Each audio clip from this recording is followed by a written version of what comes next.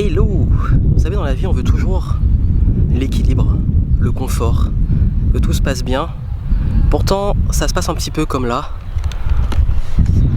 comme sur ce pont, où finalement, on avance certes, on doit rester en équilibre et on sait qu'à n'importe quel moment, ça peut basculer de gauche à droite.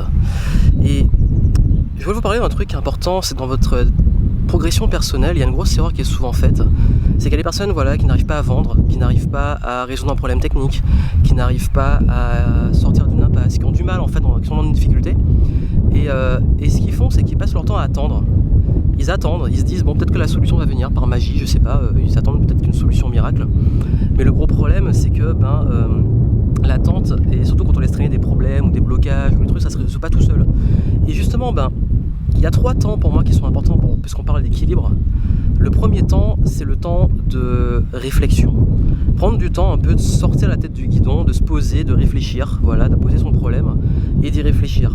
Je donne très souvent dans les 16 étapes, je donne des outils pour mettre un mindset et avoir des outils de progression, de résolution de problèmes, de passer les blocages et tout. Ça c'est la première chose, les temps pour soi. Les deuxièmes temps, c'est le temps d'action. On met en pratique ce qu'on a appris et on fait ce qu'il faut.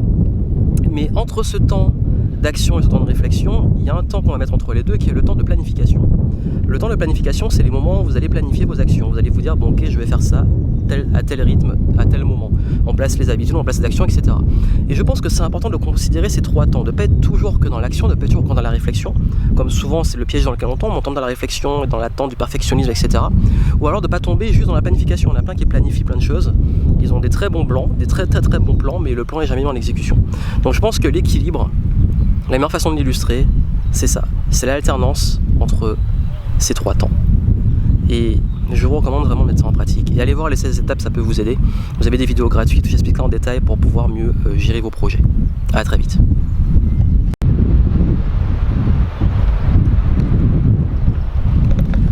Ça fait un petit peu haut sur ce pont. C'est assez drôle en fait. Ou presque.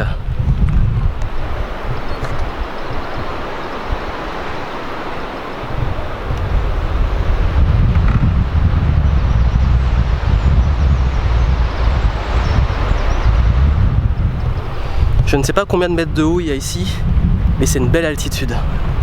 Et ça m'inspire un truc. Quand on est entrepreneur, on voulait de l'équilibre.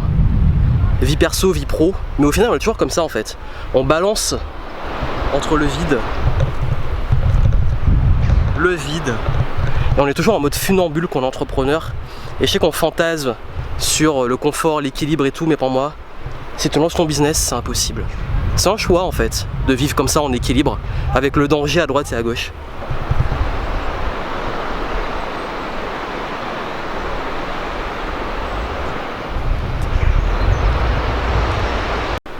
Et vous en fait, vous êtes plutôt confort ou plutôt flow, progression, risque ?